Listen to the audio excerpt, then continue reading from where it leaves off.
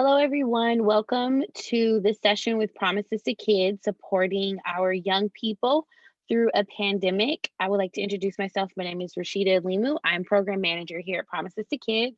I work with quite a few of our programs, just helping them streamline and do the best service towards foster youth. I'll let Stephanie introduce herself. My name is Dr. Stephanie Oquindo, and I just started here actually at Promises very few short months ago, but with COVID, as we can see, had to make a lot of changes, and so we'll be discussing some of those specifics with you guys later on. But first, we're just going to do an overview of kind of what Promises is and all the different programs we have.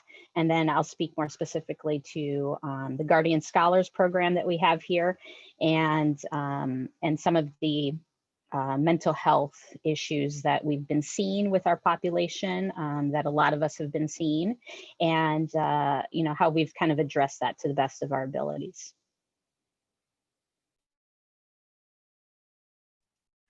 So let me share my screen.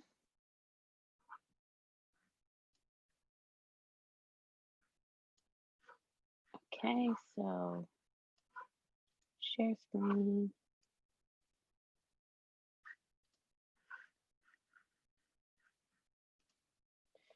So again, my name is Rashida Limu. We work with Promises to Kids. Promises to Kids is a local nonprofit here in San Diego that serves San Diego County current and former foster youth. We are in our 39th year of service next year. We celebrate our 40 years of service to the San Diego community and the foster youth that we work with. The mission of Promises to Kids is to create a brighter future for foster youth. Our biggest piece is what can we do, or how can we intervene, or how can we support to make sure foster youth have all of the opportunities and all of the just support they need to push forward in whatever they want to do, whether that's education, whether that is, I want to go, join a bike club because all my friends are in, a biking community. We want to make sure that foster youth, because they're in a situation that it really is no fault of their own. It's been forced upon them. So we want to normalize outside of that as much as possible. Here at Promises to Kids, we have 4 major programs that serve our youth. Our first program is through the Polinsky Children's Center. So when our organization first began in the late 80s, early 90s, there was a lot of focus on really doing some work with foster youth in the sense of being advocates. We really wanted to make sure that people were aware that there were young people that were subject to abuse, and there's an entire system of care that supported them. So when we began, we actually raised $12 million to build the A.B. and Jesse Polinsky Children's Center, which became our 24-hour drop-in center for current and former foster youth. Since then, we actually have deeded it back over to the county. So day-to-day operations are done by San Diego County Child Welfare Services, but we still run major programs throughout PCC on a regular basis. Our programs are listed here. Our developmental screening and enhancement program is for our 0 to 5 young people, and it focuses on making sure we assess where they are developmentally and then get them the support they need as they transition out if necessary. That screening happens at PCC or in the foster home that they're placed. And that follows them throughout. So there's one assessment, so there's no need for a teacher to do an assessment, a counselor to do an assessment. It's one assessment that's agreed on by the county, and we support it and we fund it here in San Diego County. Kid Start is a program that we work with that specifically deals when the child has high developmental issues. We then support them with Kid Start to make sure they have the support necessary. Things like autism or any, let's say, delays, they're able to step in and support that young person, and not only the young person, really their family as well. Healthy Adventures is a number of different programs that are on campus at PCC and really focus on the health and wellness of our young people. So that's yoga classes, swimming classes, soccer classes, cooking classes, drum circles, just a number of different activities to keep them occupied and active while they're on campus. Um, our fourth program we support is our pet therapy program. We actually have a collaboration with the Helen Woodward Foundation, and it 100% really just focuses on how can we get young people to begin to express emotion? How do we reconnect them to the community around them? And oftentimes it's done with a super cute little puppy or a rabbit or another animal. Oftentimes, when foster youth are subject to abuse and neglect, they often have a difficult time trusting adults. And this program actually takes all of the adults out of it and really helps them focus on, tangible touch and beginning to create emotions with an animal. Our last program at Polinsky is actually one of my favorite programs, and that's our Youth to Youth program. Youth to Youth are former foster youth that come into the facility to just mentor current foster youth. The reality is, I grew up in a two-parent household where both parents were very active. So while I can sympathize and I can try to understand, I don't have the lived experience to help these young people. I think what makes our youth to youth program so unique is it's young people coming with lived experience. So, they know what it's like to go to court at 7. They know what it's like to, have to talk to a judge and explain to a judge why your behavior was the way it was at 16. And so I think having someone who's experienced that and can tell you it's okay, you're going to make it to tomorrow. Yes, it's going to be scary to go to court, but when you go to court, there'll be, there's a CASA there to help you. There's other people there to help you. Or if you're afraid, ask these questions and you'll get the answers that you need. So I think it's really important to note that these young people, because of their lived experience, because of what they've been through, they are able to help the next generation of youth that are subject to some of the same treatments that they were. Our second program is our foster funds program. I enjoy our foster funds program because it gives all the little things that make growing up so exciting. So the first part of it is our birthday club. So that is supporting young people with a birthday gift or a birthday card when their birthday comes around, because oftentimes our young people don't have a lot of people celebrating their birthday. And we just want to make sure that they feel welcomed and loved as they age. We have our community drives where there's different times throughout the year where we collect things like backpacks, or currently right now we're in our Give from the Heart drive in collaboration with the with BOMA, and it's really just collecting gifts and things so that way the holiday season our young people are supported with actual fun gifts and things, and let them know that they're thought of, their community is thinking of them as they navigate again an abnormal experience through the holiday season. I think my absolute favorite program under foster funds is our Something Special Fund. And our Something Special Fund really just focuses on what can we do to reconnect our young people to their community? What can we do to normalize their experiences so that they can have an amazing time as they navigate?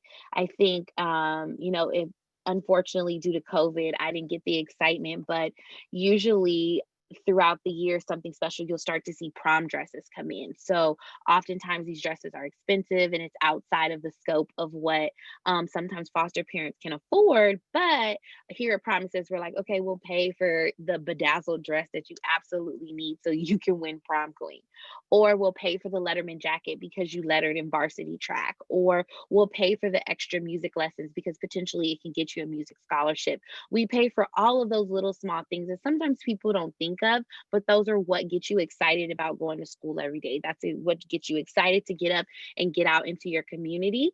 I think of the young man who was bulking up for football season. And so we bought him a set of weights so that way he can practice and he was able to play on the varsity team at his high school. So those small things are the things that navigate and help our young people connect because, quite honestly, they're disconnected. They are not going home to a traditional family. They're actually maybe going to a group home or a foster home with people they don't know. So we want to make sure all the ways that we can get them involved and get them excited we can actually make it work for them. Our Camp Connect program is a wonderful program that really looks at young people who are separated in care. So oftentimes, when young people come into the system, they'll come in as a sibling set. And in the sibling set, obviously, you have siblings through different ages. But the challenge is, how do we find a home that can place all of these young people? So, for example, if you're a sibling set of five, I don't know many people who have a space for five additional children in their home. So, oftentimes, what happens is we'll put, let's say the older ones in a foster home that may be supporting teenagers, or we'll put the younger ones who maybe not in school yet, we'll support them in a foster home that specifically is designed for some of our younger ones. And so Camp Connect really is a focus on how do we create relationship for these young people, looking at, what's important to them. So it's so interesting. We do a 4-day, 3-night summer camp in late, I would say late July, early August, where they do all of the normal camp, fun, exciting things. And then we also have day camp events. So once a month, they go out and just do something in the community. That could be ice skating, that could be playing a volleyball game at a beach day, that can be laser tag. We've done Disneyland or Knott's Berry Farm, just a host of different ways that our young people can see each other, connect to each other, and be involved with each other. Um, oh, I'm gonna pass it over. I'm gonna pass it over to my teammate, and she's gonna begin to discuss just some of the challenges throughout our programs that we face, especially now that the pandemic has hit here in San Diego. Let me mute myself. Oops. Oops. There we go. We're good. So as I said earlier, we could talk about specifically the Guardian Scholars, which is a program set for those who are over 18. And they specifically are young foster youth who have now aged out of the system, right? And are looking for an opportunity academically, be it in a vocational 4-year university setting, community college, but they feel that that is what they were meant to do, right? So that's what the Guardian Scholars primarily is looking at, is that educational component that is very hard for a lot of young people in general, right? So with that being said, we now have this pandemic that we're going through, and with young college people, they have their own set of risk factors, and some of the things that we've been dealing with as a group here is this idea that they are superheroes. And so with a lot of the students that we have, obviously they're looking for that first experience, right, of college and being on their own in a different kind of way, right? And so we do need to speak to the health and safety aspects of what COVID brings. And so we do have to kind of break down some of those misconceptions about young people being immune to this. We've seen the spikes over at San Diego State and other, college communities around the country because they're having, gatherings and parties. And so just really trying to focus when we talk with the young people about that and normalizing it. As you can see there, I have this checklist that we'll be talking about in a little bit that we kind of created ourselves just to, again, normalize talking about this with the youth. Next, routine and isolation. Those are kind of the big two that we're really battling with. We know that a lot of people do well with routine, The majority, they really crave it. Even young children, we know, like, they may not want it, but ultimately it's what does best for them and for the family in general, right? So a lot of our young people are really struggling to figure out what that new routine is. Before, if they were in college and they're in their second, third year, they're used to this idea of, I wake up, I go to class for this amount of time. Maybe they have a part-time job, or they volunteer somewhere, an internship, what have you, right? On this day, I go to the gym. On this day, I make time for my friends. We go out, I don't study at this point of the day. There was that regular routine that they felt comfortable with. And now, with everything being on a Zoom call or just electronic in general, sometimes it's not even face-to-face at times, right? You're just looking at a blank screen with a bunch of slides on it, right?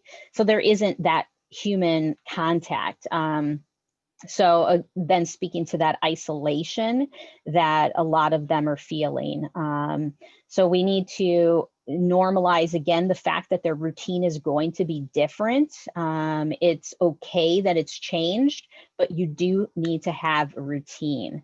If you don't, you start to get lost. And we've seen that, how we see all the social media posts about getting lost on what day of the week it is, what time of day it is, right?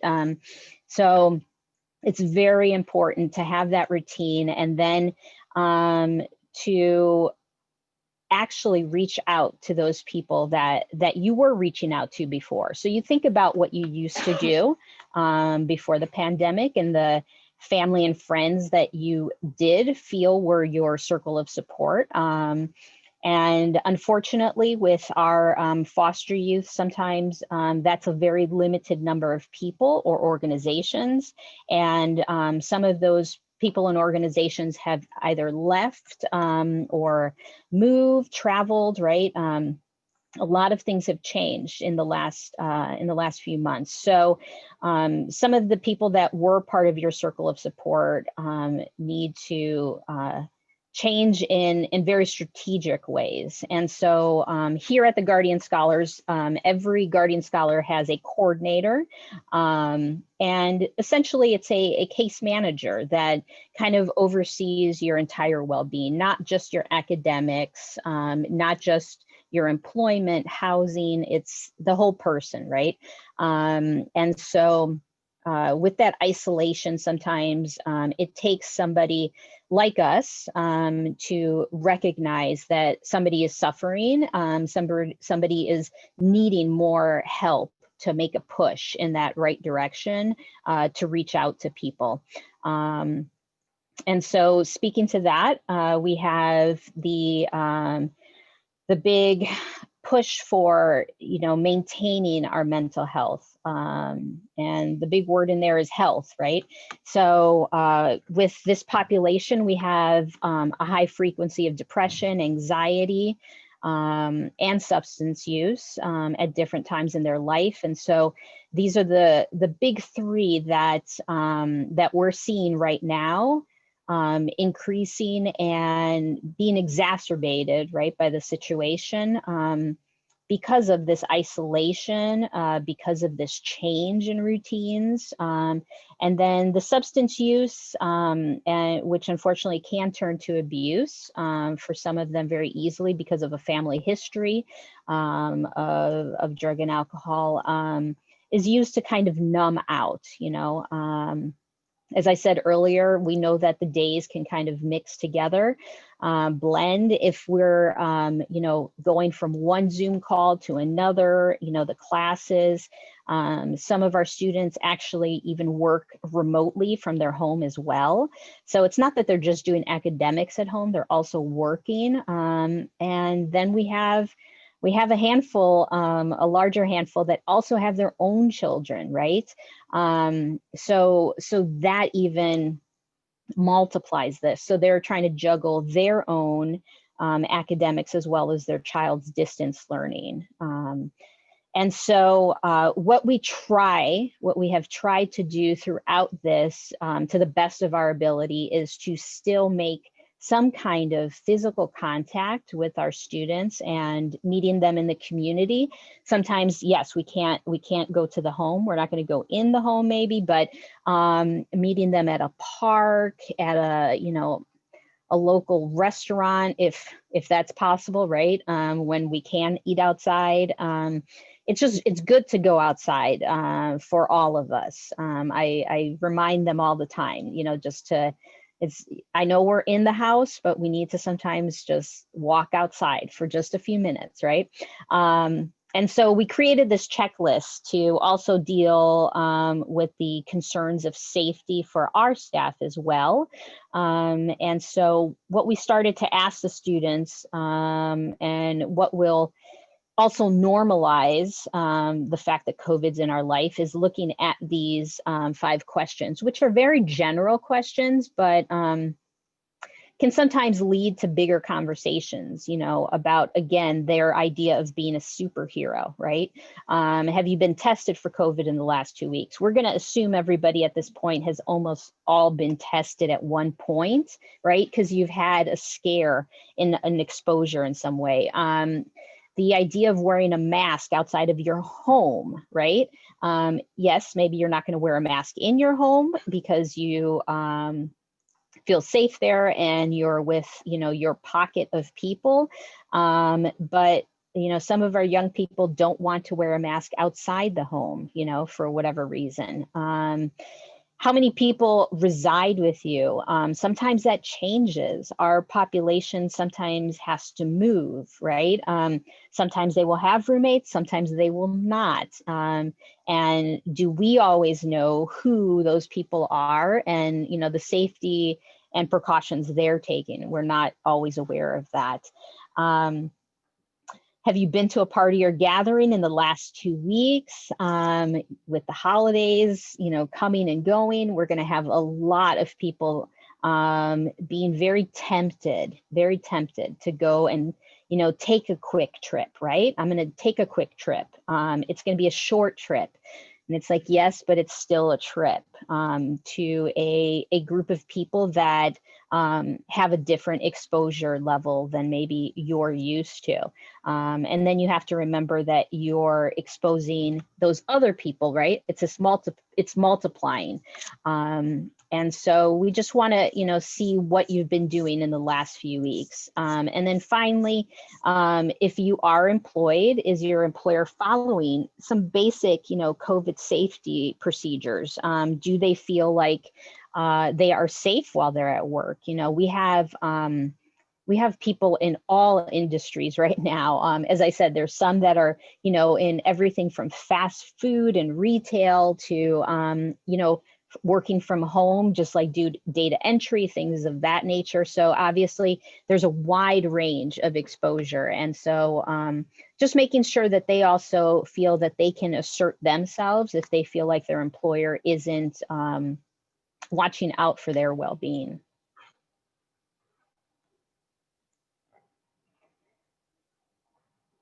So specifically when it comes to education, we talk a lot about the, I say the 60-20 divide in college attendance, the fact that 20 or less percentage-wise foster youth will attend college. And we're talking about that first attempt, right, at college.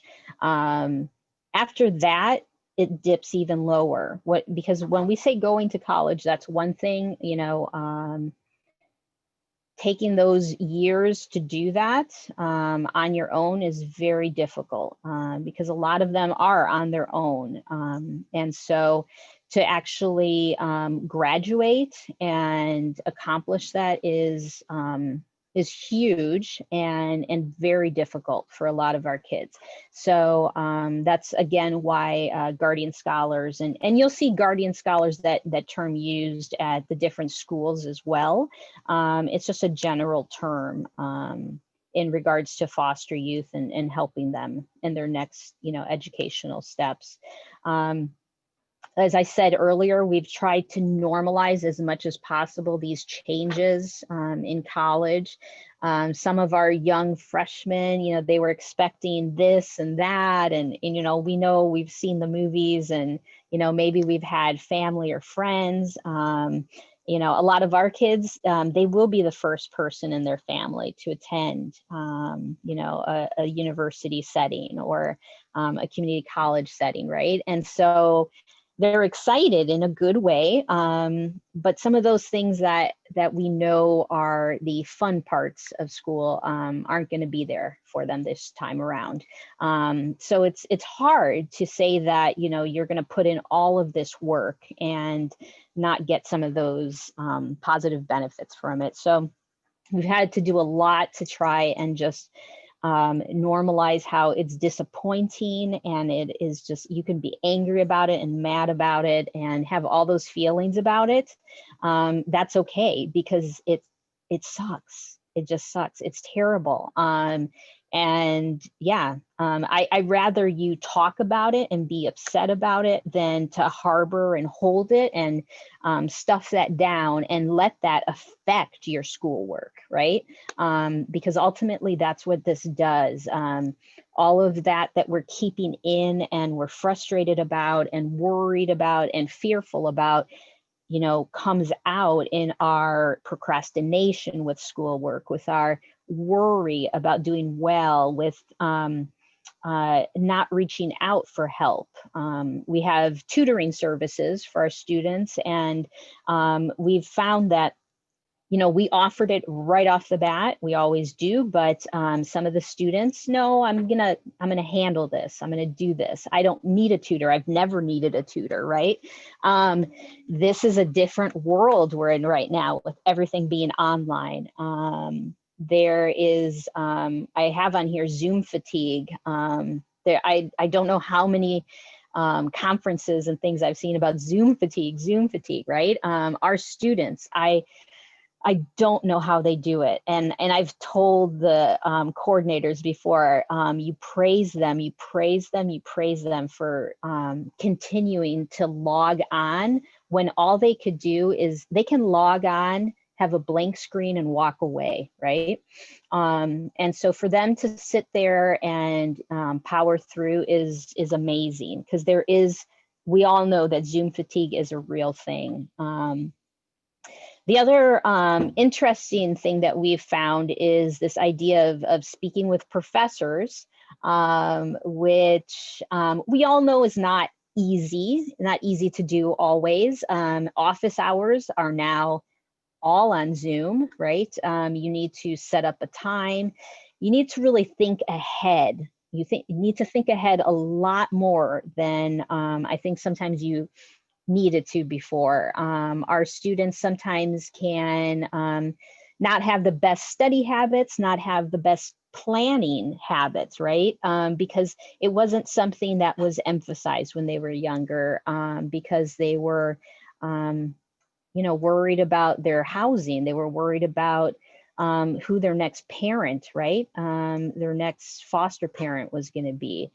They were thinking about survival and not necessarily taking in some of these necessary kind of tools that we would have taught them when they were younger.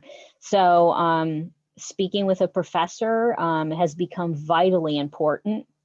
Some of them do not want to persist in reaching out to the professor or reaching out to us at times. And we have to remind them that you have to do this.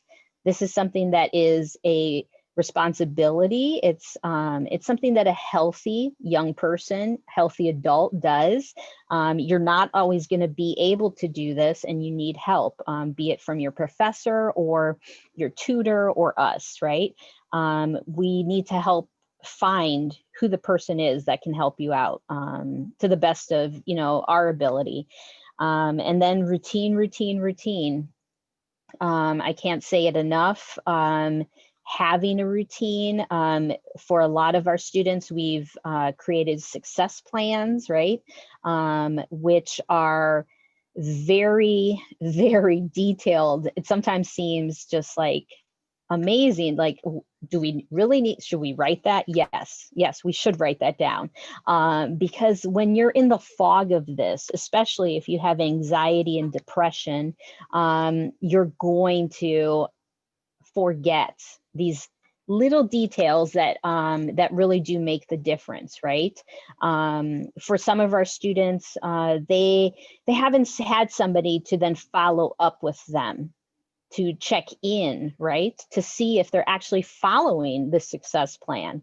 And so we talk a lot as a group about how to make a success plan successful, which is kind of crazy, but you have to be flexible all the time, but right now more than ever. And so we've really worked on different specific aspects of studying and using technology in a positive way, and not using it to further drain us, you know, so that we have more of this Zoom fatigue.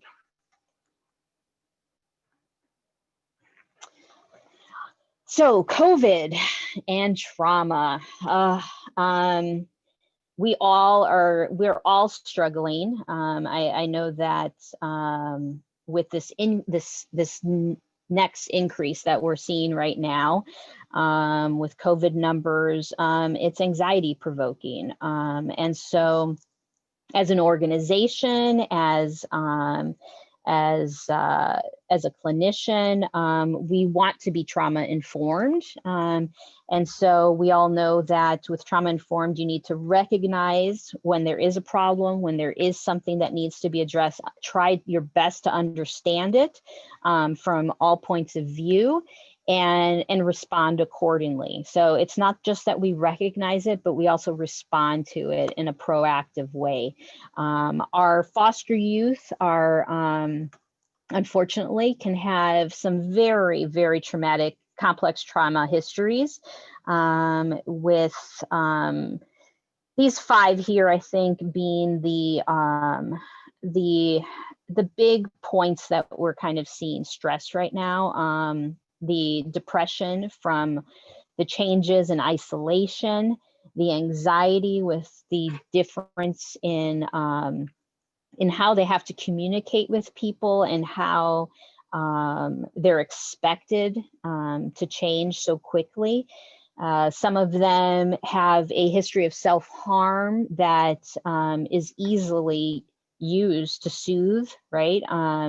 And so we found an increase in that. Of course, suicidality, feeling that this period in time is not going to change, feeling that they're doing poorly in school and employment, what have you, and that that they can't change that.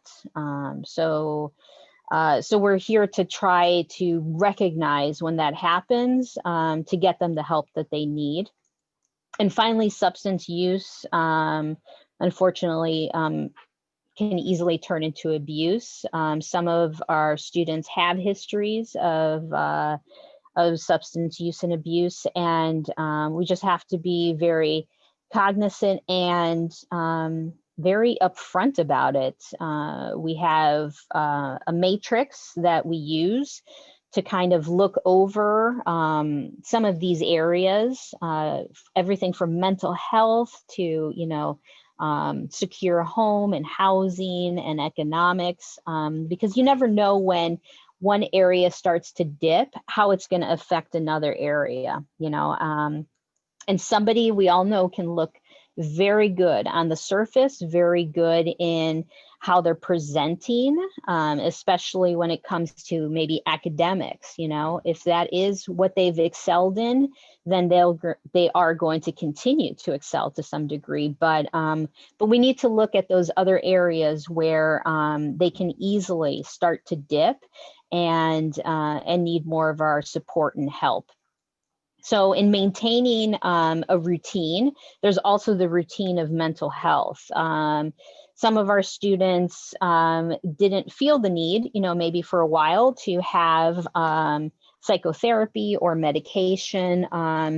This is a good time for us, especially when we're under extreme stress and anxieties over how life is changing and how it can be fearful and scary out there. Maybe we do need to go back and revisit that and see if we need to see the psychiatrist, see the therapist.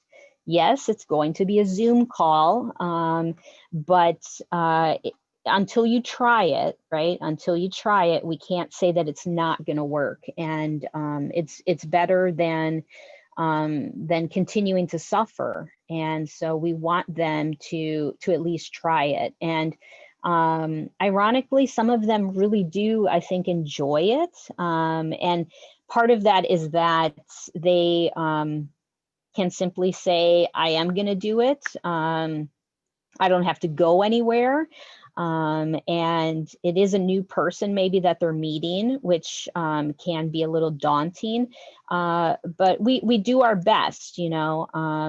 We've even had some students who we've accompanied to a first session or a medical appointment if they are that fearful or scared to do this. And it's actually turned out pretty well.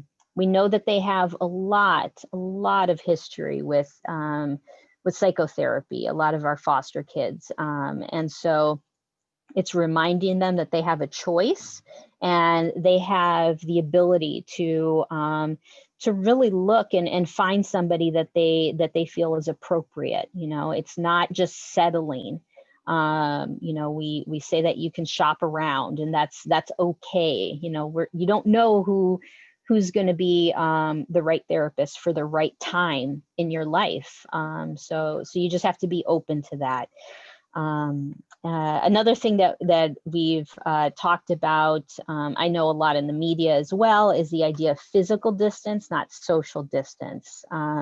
So continuing to have contact with your circle of support. I know that, you know, we talk about how it's important to have those check-ins with people, you know, and if you need to schedule it. That's okay, you know, that it's still meaningful. It's just saying that that I need to do this, you know, not just maybe for your own mental health, but for others as well, for family and friends. And, you know, yeah, I know sometimes it's walking around the house with your cell phone and, you know, showing somebody something new in your house or something you bought on Amazon that maybe you shouldn't have bought on Amazon. But it's, you know, that's what it is right now, you know, and so it's okay to have that. And so your circle of support, as I said earlier, also may change, and it may be and include different people. And that's part of growing. You know, we tell the young people, you may not have a biological family, but you have your other families, your school family. You may have a church family. You may have a guardian scholar family. You do. And so it's just looking at that from a different lens. And then physical activity in nature. I can't speak enough to how movement helps us all. It helps us all. I know sometimes we get bogged down. We don't want to do it. What I was just speaking with my team about this week was yoga and meditation. And we all know that it can be very daunting and scary. To try and do that. You see people in the park doing it. And I'd love if some of our students could, you know, just take that leap and maybe join a group that does it in the park, right? In a nice open setting, out in nature. But if not, you know, YouTube is a wonderful thing. And there's many exercise videos and things of that nature on there that can suit all, you know, different types and different activity levels. But being able to go out and be in nature, because we can't maybe be physically with each other, I think is really important.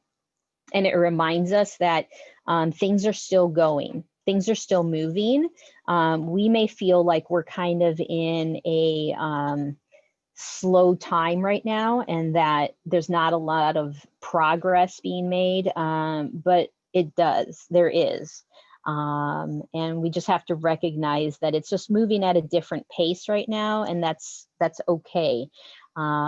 It's just for right now, and hopefully, a vaccine is around the corner, and our friends and family are taking precautions, and we can get through this together, and always reminding them to reach out to others.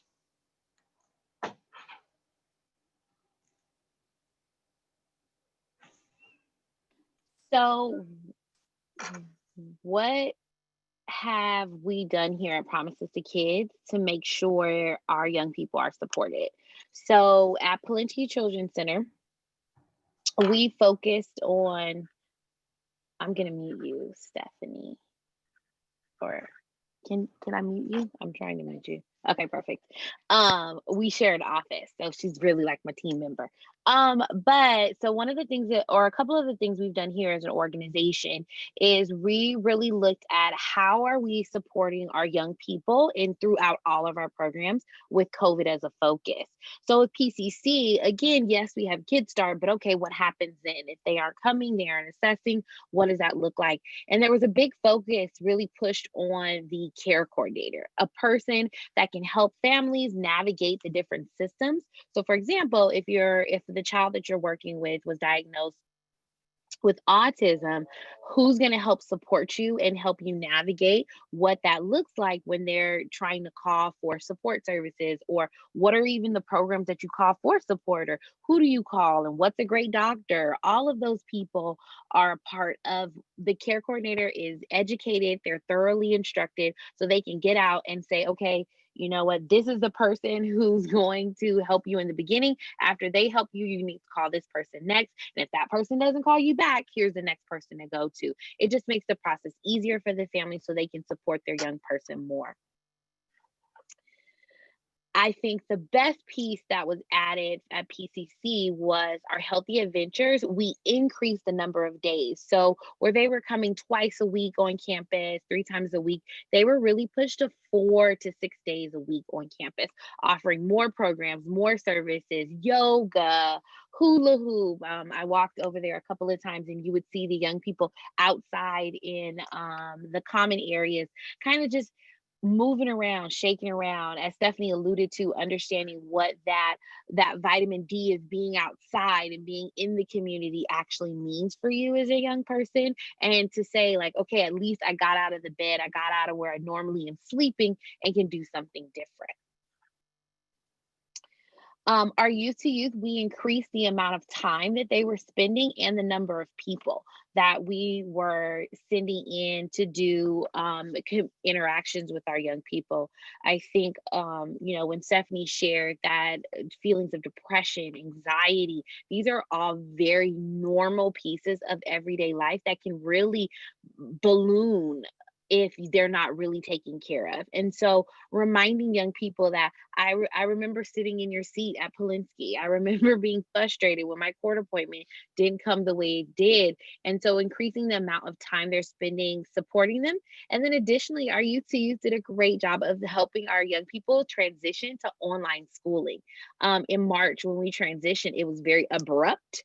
And I didn't think anybody was prepared, but a lot of our youth to youth actually come from our collegiate guardian scholars program. So they all have expertise of taking an online class. So they were able to walk a lot of the young people, our teens next door, through the online platform so they can feel like they actually knew what they were doing as a part of the schooling. Within Something Special, we pushed an online learning opportunities for our young people. If you said, hey, there's an online guitar lessons, we want to pay for it. Anything that can continue to keep them connected and involved, I think was very important for us. So we pushed extracurricular activities that kept them connected to their friends and their community. One young person asked for, he's a part of a computer club, and so he requested funds to build for the pieces of the computer, so that way he can build the computer with his classmates and his teammates. So again, just how do we continue to keep them connected, interested, and involved, so that way their mental health as well as their social health, and then their educational well-being still stays consistent. Camp Connect had to go through a major shift. Camp Connect was really focused on how, these big events, summer camp and being 50, 60 people at a day camp event. Our summer camp hosts over 120 kids with over 100 volunteers that are a part of it. And that just wasn't the reality of what we can do this summer.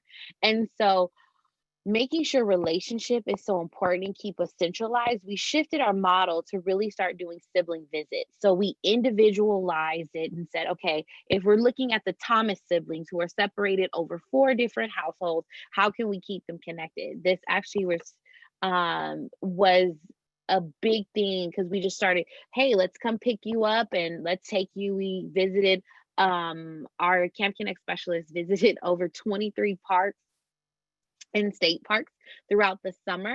And it was just exciting to see the kids get outside and play. I've been on a couple visits, and I will say children will make a game out of anything. Kicking rocks was a game. Flipping into the beach water was a game. So it's just a number of things. But again, it was all because we wanted to make sure these siblings can see each other, and make sure that they're connected to each other.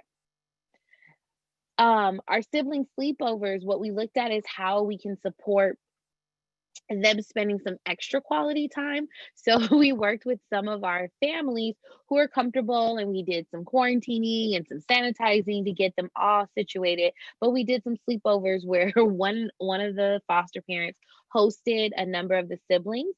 And they were able to we did on November 14th, we did a movie night across the county. So it was really exciting to see them just watching different movies, playing different video games together, just being together.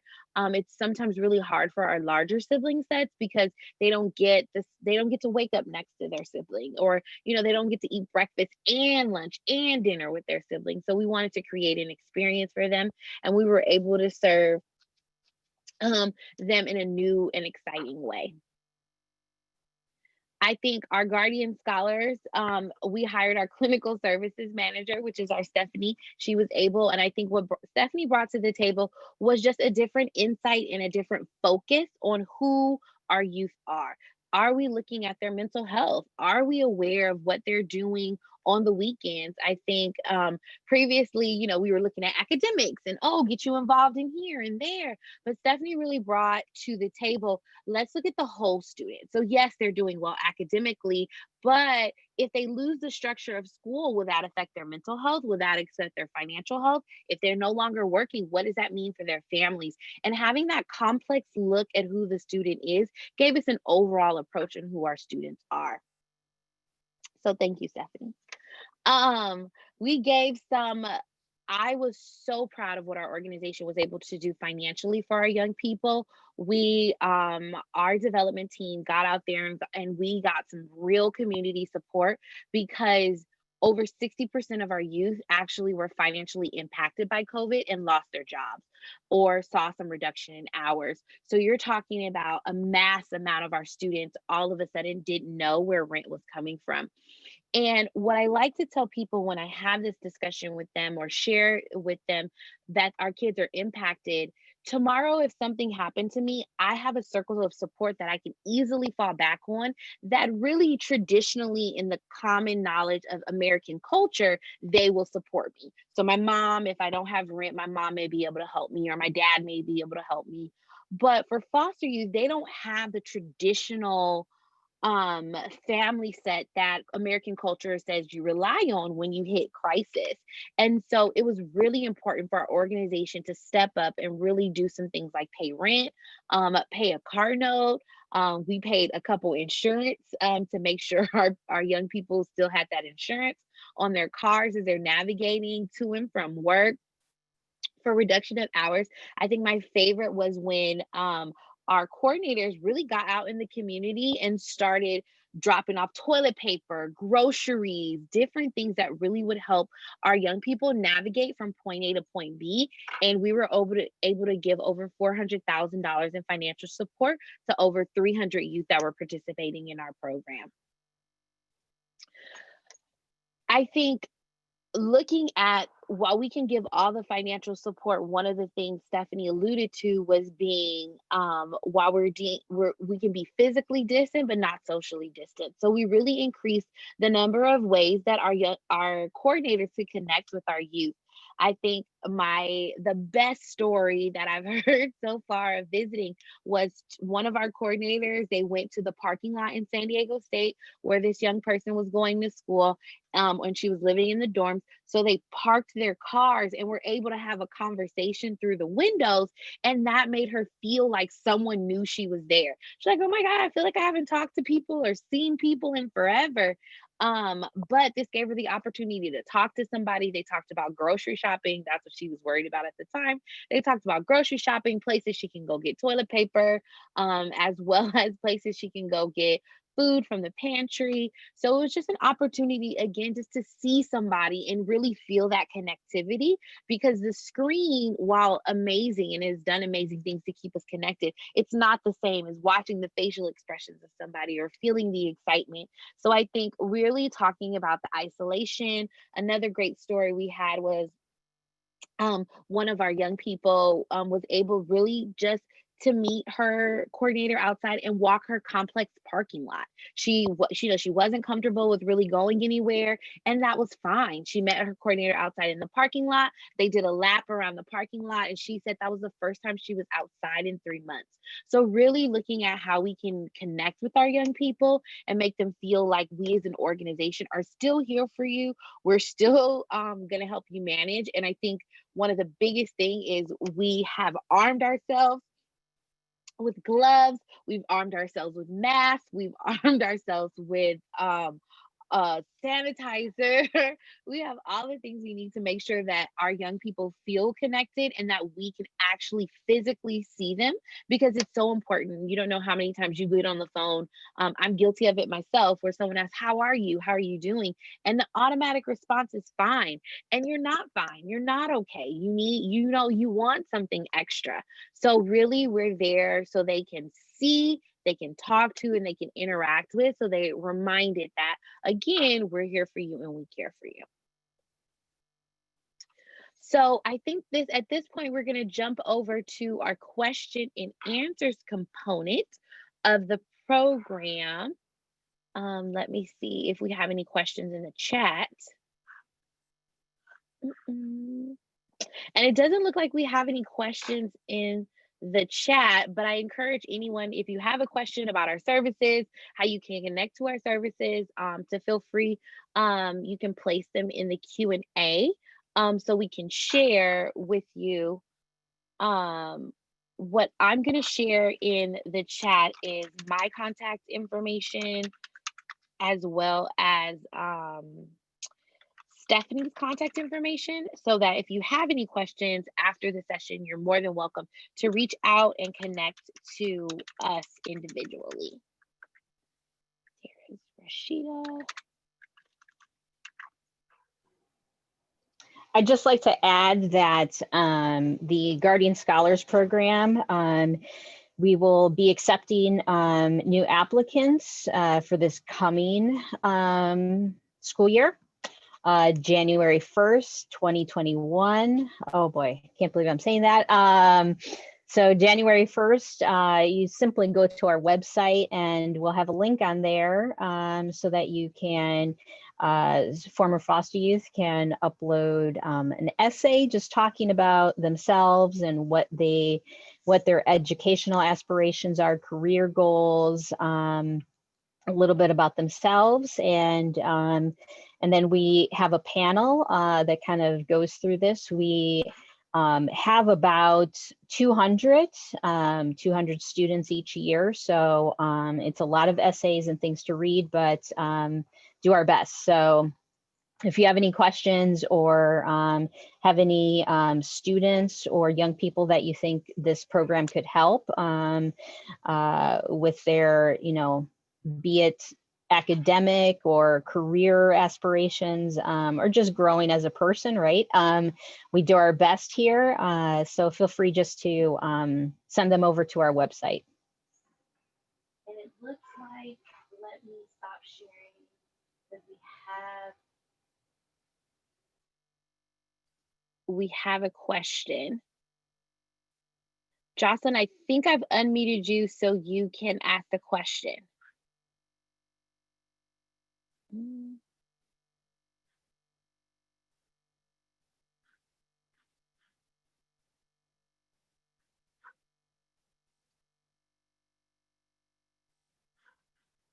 Oh, it looks like she's still. Oh, perfect. Okay, well, I thank everyone for spending time with us this afternoon. Again, welcome to a new virtual world. It was so interesting. This is my first presentation I've done where I haven't seen anyone. So I hope everyone enjoyed it. And if you have any questions, feel free at any time to reach out to us. And we look forward to hearing some of you soon. Oh, it looks like Sharon Lynn asked about our volunteer opportunities. Yes, there are volunteer opportunities here at Promises to Kids. You can go on our website. Our amazing volunteer specialist, Hillary Taylor, is coordinating those efforts. We have a couple drives coming up, as well as we're doing some packing of baskets for our young people. So in the chat, I'm going to add our website that you can go on and have the opportunity to choose the volunteer opportunity of your choice. Okay, perfect. Okay, well, with that, I bid everyone a farewell and wishing you an amazing rest of your day and the rest of your holiday season.